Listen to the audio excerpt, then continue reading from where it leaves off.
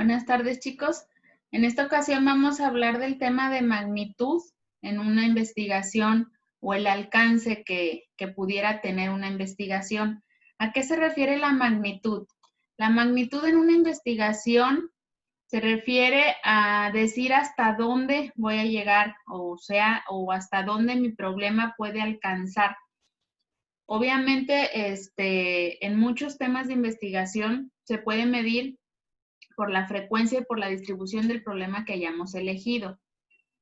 En cuanto a la magnitud de los problemas de investigación, son algunas de las características del tema de las personas que afectan en este tema. Algunas características de la edad, del sexo. Cuando veíamos el planteamiento del problema, yo les decía, tienen que decirme, por ejemplo, voy a elegir el tema de cómo los suplementos alimenticios afectan en el rendimiento deportivo.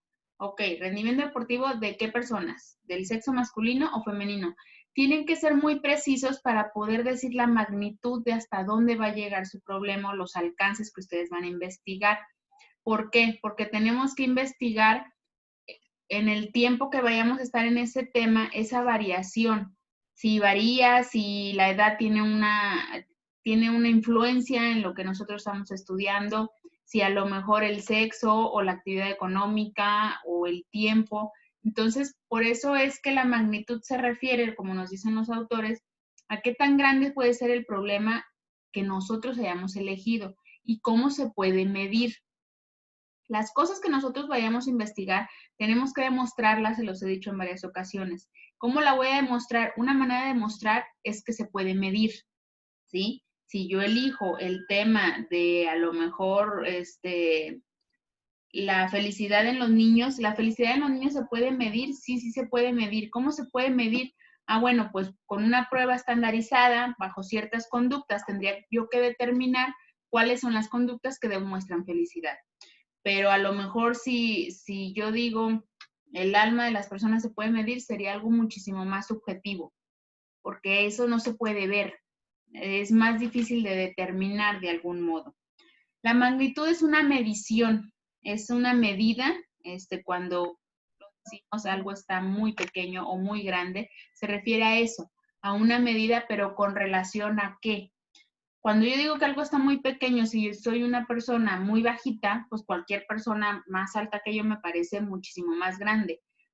Pero cuando yo soy una persona alta, entonces digo, todo el mundo está muy pequeño. Entonces, el tamaño de las cosas, de los problemas, se mide en relación a algo. En este caso, la magnitud del problema de investigación se mide en relación a los eventos de la mayoría. Si, por ejemplo, en una ciudad somos 1000 habitantes y hay una persona ciega, ¿el problema es muy grande? Pues no, no es muy grande. Puede ser para esa persona así muy difícil y muy complicado valerse por sí misma en una ciudad donde todo el mundo ve, pero en realidad el problema, la magnitud del problema no es muy grande. Pero en cambio, en una ciudad donde somos 1000 habitantes y 800 son ciegos, el problema es serio.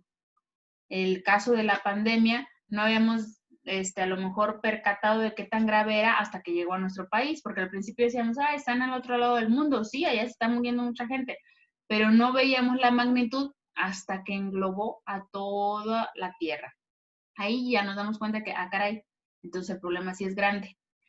La magnitud se mide con referencia a eso, a lo mejor a la cantidad de población, a la cantidad de habitantes, a la repetición de esos eventos. Una persona que a lo mejor por ahí han oído esa frase, una persona que mata un perro no se le dice mataperros, no, pero si esa persona frecuentemente lo hace, entonces puede ser que el evento es de magnitud más grande de lo que esperábamos. Un evento que se repite, podemos considerar que es un evento que tiene una magnitud más grande y que requiere nuestra atención. Repito el ejemplo, una persona ciega, a lo mejor poca gente se va a interesar en ese caso, pero si el evento se repite y empiezan a nacer más y más niños y más niños y más niños ciegos, alguien va a voltear y va a decir, hay que poner atención porque esto se está repitiendo. Cuando alguien se enoja y rompe algo en alguna ocasión, no quiere decir que siempre lo haga, pero cuando ese evento se repite y se repite, entonces la magnitud se está convirtiendo de un tamaño más especial que requiere nuestra atención. Cuando esos eventos son repetitivos, por eso se dice es que entonces requerimos de investigar. De hecho, en estadística, uno de los números o de los datos que puede ser interesante es el grado de repetición. Si yo hago una encuesta y voy a preguntar si les gusta el fútbol en un estadio de fútbol repleto de gente, ¿cuánta gente creen que me diga que le gusta el fútbol? Pues todos. Eso es hasta obvio. Pero en cambio, si voy a la calle, al centro, y pregunto en 1000 personas a cuánto les gusta el fútbol, ahí sí no sé qué dato voy a obtener. Pero si el dato es repetitivo, quiere decir que entonces vale la pena que se estudie. ¿De acuerdo? Tenemos otro criterio para determinar la magnitud de un tema de investigación, que es la trascendencia. O sea, qué huella o qué va a pasar con el paso del tiempo con ese tema. ¿Cuáles son a lo mejor los impactos que pudiéramos tener para un número de personas, para un grupo, para una familia, para una sociedad? Por ejemplo, si en una casa aquí en Torreón no hay agua, no tiene mucha trascendencia para el resto. Para esa familia sí, para ese individuo.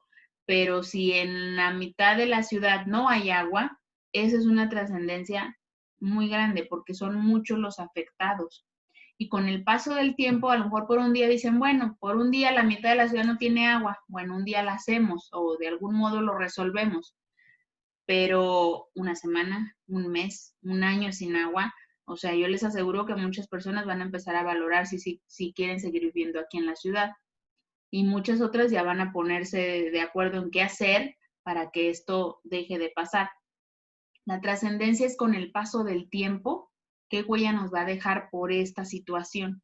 Cuando ustedes analizan su problema y pueden ver la trascendencia que puede llegar a tener los cambios o la magnitud de hasta dónde puede llegar, el problema se vuelve más importante y más interesante.